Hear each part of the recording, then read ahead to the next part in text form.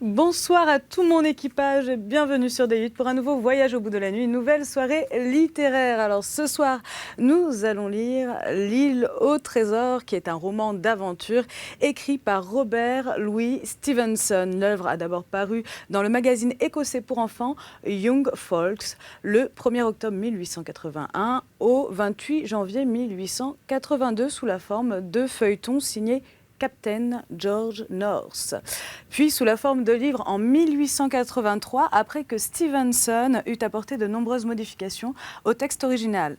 En France, le roman paraît pour la première fois en 1885 aux éditions Hetzel. Le jeune Jim Hawkins est le fils du gérant de l'auberge, l'amiral Ben O.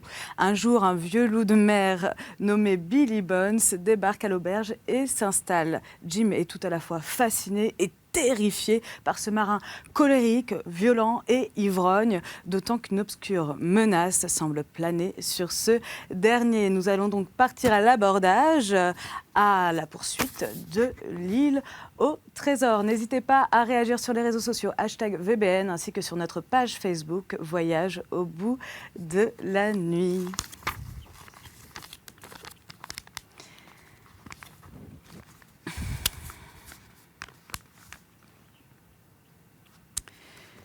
Alors, hop. Je cherche juste la bonne page, excusez-moi, parce qu'il y a plusieurs pages cornées. Post-scriptum. J'oubliais. Blundly, entre parenthèses, si nous ne sommes pas rentrés à la fin d'août. Il doit envoyer une conserve à notre recherche. Blundly, dis-je, nous a trouvé un chef navigateur excellent, un type dur. Ce que je regrette, mais sous tous autres rapports, une vraie perle. Long John Silver a déniché comme second un homme très capable, un homme nommé Harrow. J'ai un maître d'équipage qui sait jouer du sifflet. Ainsi, Livesey, tout ira comme sur un vaisseau de guerre, à bord de notre excellent Hispaniola. Encore un détail, Silver est un personnage d'importance. Je sais de sources certaines qu'il a un compte en banque et qu'il n'a jamais dépassé son crédit. Il laisse son cabaret aux soins de sa femme, et celle-ci étant une négresse, deux vieux célibataires comme vous et moi sont autorisés à croire que c'est à cause de sa femme, et non seulement pour sa santé, qu'il désire à nouveau courir le monde.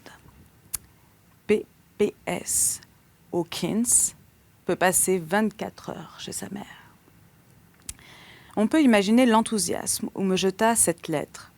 Je ne me connaissais plus de joie. Je voyais avec un mépris souverain le vieux Tom Redruce, qui ne savait que geindre et récriminer. Tous les gardes-chasse en second, sans exception, auraient volontiers pris sa place. Mais tel n'était pas le bon plaisir du chevalier, lequel bon plaisir faisait la loi parmi eux. Même nul autre que le vieux Redruce ne se fut hasardé à murmurer. Le lendemain matin, nous fîmes la route à pied, lui et moi, jusqu'à l'amiral Benbow, où je trouvai ma mère bien portante et gaie. Le capitaine, qui nous avait tant et si longtemps persécutés, s'en était allé là où les méchants ne peuvent plus nuire. Le chevalier avait tout fait réparer dans l'auberge et repeindre l'enseigne et le débit, où il avait ajouté quelques meubles, entre autres un bon fauteuil pour ma mère à son comptoir. Et lui avait aussi trouvé un gamin comme apprenti, si bien qu'elle ne resterait pas seule durant mon absence. C'est à la vue de ce garçon que je commençais à comprendre ma situation. Jusque-là, j'avais pensé uniquement aux aventures qui m'attendaient, et non à la demeure que je quittais. Aussi, en voyant ce gauche étranger destiné à tenir ma place auprès de ma mère, j'eus ma première crise de larmes. J'ai bien peur d'avoir fait une vie de chien à ce garçon, car étant neuf au travail, il m'offrit 1000 occasions de le réprimander et de l'humilier, et je ne manquais pas d'en profiter. La nuit passa, et le lendemain, après dîner, Redruce et moi, nous remîmes en route. Je dis adieu à ma mère, à la crique où j'avais vécu depuis ma naissance, et au cher vieil amiral Benbow. Un peu moins cher, toutefois, depuis qu'il était repeint. L'une de mes dernières pensées fut pour le capitaine, qui avait si souvent rôdé sur la grève avec son tricorne. sa balafre et sa vieille lunette de cuivre. Un instant plus tard, nous prenions le tournant, et ma demeure disparaissait à mes yeux. Vers le soir, la malle-poste nous prit au Royal George, sur la lande. J'y fus encaqué entre Rétrousse et un gros vieux monsieur, mais en dépit de notre course rapide et du froid de la nuit, je ne tardai point à m'assoupir, et dormis comme une souche par monts et par vaux, et de relais en relais. Une bourrade dans les côtes me réveilla enfin, et je m'aperçus en ouvrant les yeux qu'il faisait grand jour et que nous étions arrêtés en face d'un grand bâtiment, dans une rue de ville. « Où sommes-nous » demandai-je. « À Bristol » répondit Tom. « Descendez. » Monsieur Trelawney avait pris pension à une auberge située au bout des bassins, pour mieux surveiller le travail à bord de la goélette. Il nous fallut marcher jusque-là, et j'eus le grand plaisir de longer les quais où s'alignaient une multitude de bateaux de toute taille, forme et nationalité. Sur l'un, des matelots accompagnaient leur besogne en chantant. Sur un autre, il y avait des hommes en l'air, très hauts, suspendus à des cordages minces en apparence comme des filets d'araignées. Bien que j'eusse passé toute ma vie sur la côte, il me semblait n'avoir jamais connu la mer jusqu'à présent. L'odeur du goudron et du sel était pour moi une nouveauté. Je vis des figures de proue étonnantes qui avaient toutes parcouru les océans lointains. Je vis aussi de vieux marins avec des anneaux aux oreilles, des favoris bouclés, des catogans goudronneux, et à la démarche lourde et importante. J'aurais eu au moins de plaisir à voir autant de rois et d'archevêques. Et j'allais moi aussi naviguer sur une goélette avec un maître d'équipage qui jouerait du sifflet et des marins à catogans qui chanteraient. Naviguer vers une île inconnue à la recherche de trésors enfouis. J'étais encore plongé dans ce songe lorsque nous nous trouvâmes soudain en face d'une grande auberge et nous en vîmes sortir monsieur le chevalier Trelawney, vêtu comme un officier de marine, en habit gros bleu, qui vint à notre rencontre d'un air épanoui et imitant à la perfection l'allure d'un marin. « Vous voici !» s'écria-t-il. « Et le docteur est arrivé de Londres hier soir. Bravo! L'équipage est au complet. »« Oh, monsieur !» m'exclamai-je. « Quand partons-nous ?»« Quand nous partons ? Nous partons demain. » Chapitre 8. À l'enseigne de la longue-vue. Après m'avoir laissé déjeuner, le chevalier me remit un billet adressé à John Silver, à l'enseigne de la longue-vue. Pour la trouver, il me suffisait de longer les bassins et de faire attention. Je verrais une petite taverne ayant pour enseigne un grand télescope de cuivre. C'était là. Je me mis en route, ravi de cette occasion de mieux voir navires et matelots.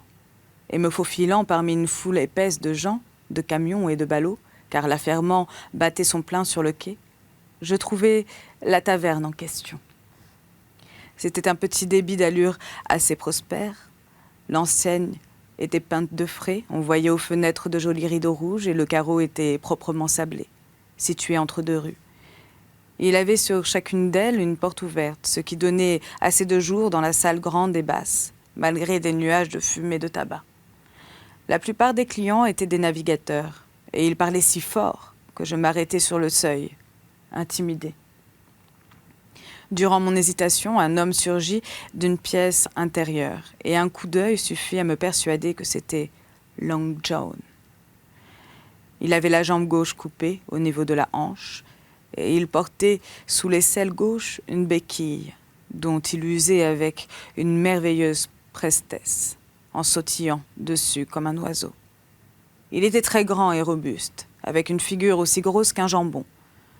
Une vilaine figure blême, mais spirituelle et souriante. Il semblait même fort en gaieté, siffler tout en circulant parmi les tables et distribuer des plaisanteries ou des tapes sur l'épaule à ses clients favoris. À vrai dire, dès la première nouvelle de Long John, contenue dans la lettre du chevalier Trelawney, J'avais appréhendé que ce fût lui le matelot à une jambe, que j'avais si longtemps guetté au vieux Benbow. Mais un regard suffit à me renseigner sur l'homme que j'avais devant moi. Connaissant le capitaine, Chien Noir, et Pew, l'aveugle, je croyais savoir ce qu'était un flibustier, un individu tout autre, à mon sens, que ce tavernier de bonne mine et d'humeur affable. Je repris courage aussitôt, franchis le seuil et marchai droit à notre homme, qui, étayé sur sa béquille, causait avec un consommateur. « Monsieur Silver, n'est-ce pas, monsieur ?» fis-je en lui tendant le pli. « Oui, mon garçon, c'est bien moi, » répliqua-t-il.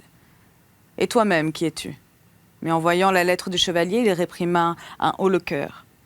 « Ah !» reprit-il, en élevant la voix. « Je comprends. Tu es notre nouveau garçon de cabine. Charmé de faire ta connaissance. » Et il m'étreignit la main dans sa vaste poigne. Tout aussitôt, à l'autre bout de la salle, un consommateur se leva brusquement et prit la porte. Il en était proche, et un instant lui suffit à gagner la rue. Mais sa hâte avait attiré mon attention, et je le reconnus d'un coup d'œil. C'était l'homme au visage de cire et privé de 2 doigts qui était venu le premier, à l'amiral Benbow. « Ah !» m'écriai-je. « Arrêtez-le, c'est le Chien Noir !»« Je donnerai pas 2 liards pour savoir qui c'est, » proclama Silver. « Mais il part sans payer. »« Harry, cours après et ramène-le. » Harry, qui était tout voisin de la porte, bondit à la poursuite du fugitif. « Quand ce serait l'amiral Hawke en personne, il paiera son écho, » reprit Silver. Puis, lâchant ma main, « Qui disais-tu que c'était ?»« Noir quoi ?»« Chien Noir, monsieur, » répondis-je. « Monsieur Trelawney a dû vous parler des flibustiers. C'en est un. »« Un ? Dans ma maison ? » ?»« Ben, cours prêter main forte à Harry. Lui, un de ces sagouins. »« Morgan, c'est vous qui buviez avec lui ? Venez ici. » Le nommé Morgan, un vieux matelot à cheveux gris et au teint d'acajou, s'avança tout piteux, en roulant sa chique. « Dites, Morgan, » interrogea très sévèrement Long John. « Vous n'avez jamais rencontré ce chien noir auparavant, non ?»« Non, monsieur, » répondit Morgan avec un salut. « Vous ne saviez pas son nom, dites. »« Non, monsieur. » « Par tous les diables, Tom Morgan. »« Cela vaut mieux pour vous, » s'exclama le patron. « Si vous aviez été en rapport avec des gens comme ça, vous n'auriez plus jamais remis les pieds ici. Je vous le garantis. »« Et qu'est-ce qu'il vous racontait ?»« Je ne sais pas au juste, monsieur. »« Crédier, c'est donc une tête de mouton que vous avez sur les épaules. Vous ne savez pas au juste ? Vous ne saviez peut-être pas que vous parliez à quelqu'un, hein ? Allons, vite. De quoi jasait-il ? De voyage ? De capitaine ? De bateau ? Accoucher. Qu'est-ce que c'était ? Nous parlions de carénage, répondit Morgan. De carénage, vraiment. C'est un sujet très édifiant, il n'y a pas de doute. Allez vous rasseoir, marin d'eau douce. Et tandis que Morgan regagnait sa place, Silver me dit tout bas sur un ton confidentiel, très flatteur à mon avis. C'est un brave homme, ce Tom Morgan, quoique bête. Mais voyons, continua-t-il tout haut. Chien Noir ? Non, je ne connais pas ce nom-là. Et pourtant, j'ai comme une idée. Oui, j'ai déjà vu le sagouin. Il venait parfois ici accompagné d'un mendiant aveugle. Oui, parfois. Vous pouvez en être sûr, dis-je. Et j'ai connu aussi cet aveugle. Il se nommait Pew. C'est ça, s'écria Silver, maintenant très excité. Pew, pas de doute. C'était bien son nom. Et quelle tête de canaille il avait. Si nous attrapons ce chien noir, c'est le capitaine Trelawney qui sera heureux de l'apprendre. Ben est bon à la course. Peu de marins courent comme lui. Il doit le rattraper haut la main, par tous les diables. Il parlait de carénage, pas vrai? Je vais te le caréner, moi. Tout en lançant ses phrases, il béquillait de long en large parmi la taverne, claquant de la main sur les tables et affectant une telle chaleur qu'il eût convaincu un juge de cour d'assises ou un limier de la police. Mes soupçons s'étaient réveillés en trouvant Chien Noir à la longue vue, et j'observais attentivement le maître coq. Mais il était trop fort, trop prompt et trop rusé pour moi. Quand les deux hommes rentrèrent tout hors d'haleine, avouant qu'ils avaient perdu la piste dans la foule et qu'on les avait pris pour des voleurs et houspillés, je me serais porté garant de l'innocence de Long John. « Dis donc, Hawkins, fit-il, voilà une chose fichtrement désagréable pour un homme comme moi, hein? Le capitaine Trelawney, que va-t-il penser? Voici que j'ai ce modifice de Hollandais installé dans ma maison, à boire mon rhum. Voici que tu arrives et me dis son fait. Et voici Crénon, que je le laisse nous jouer la fille de l'air sous mes yeux. Dis, Hawkins, tu me justifieras auprès du capitaine. Tu es un gamin, pas vrai, mais tu es sage comme une image. Je l'ai vu dès ton entrée. Eh bien, réponds. Que pouvais-je faire, moi, clopinant sur cette vieille bûche? Quand j'étais maître marinier de première classe, je l'aurais rejoint haut la main et empoigné en 2-3 mouvements. Mais à cette heure... Soudain, il s'interrompit et resta bouche bée, comme s'il se rappelait de quelque chose. L'écho, lança-t-il. 3 tournées de rhum. Mort de mes os. J'avais oublié l'écho. Et s'affalant sur un escabeau, il se mit à rire littéralement aux larmes. Je ne pus m'empêcher de l'imiter. Les éclats réitérés de nos rires associés firent retentir la taverne. Vrai, il faut que je sois un fameux veau marin, fit-il à la fin en s'essuyant le visage. Nous faisons bien la paire, Hawkins, car on pourrait, ma foi, me cataloguer moussaillon. Mais maintenant, allons, pas à ravirer. Ce n'est pas tout ça, le devoir, avant tout, camarade.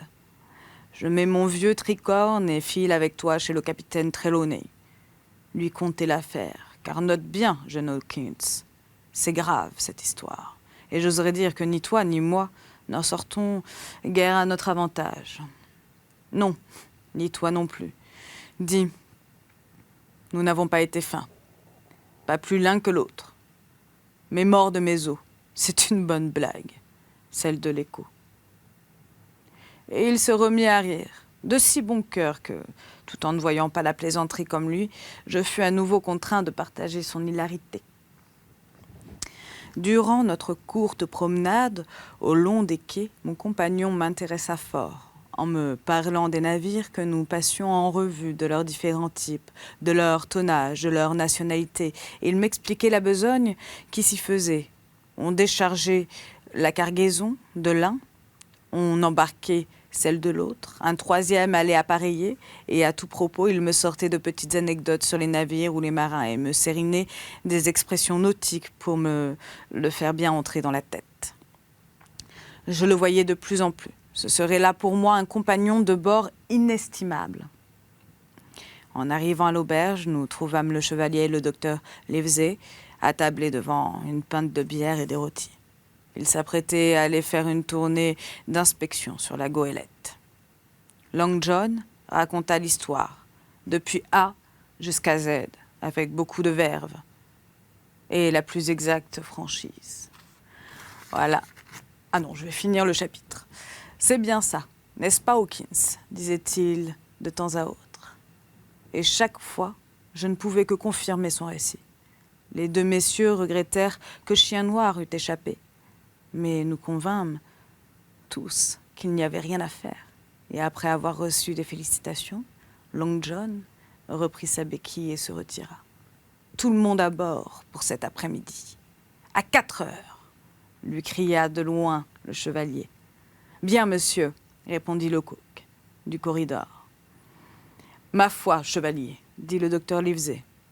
Je n'ai en général pas grande confiance dans vos trouvailles, mais j'avouerai quand même que ce John Silver me botte. C'est un parfait brave homme, déclara le chevalier. Et maintenant, conclut le docteur, Jim va venir à bord avec nous, n'est-ce pas? Bien entendu. Mettez votre chapeau, Hawkins, et allons visiter le navire. Voilà, c'est ainsi que se termine donc ce chapitre de L'île au trésor. J'espère que vous avez passé un agréable moment et je vous dis à tout de suite pour la suite de la lecture de cette grande aventure. À tout bientôt.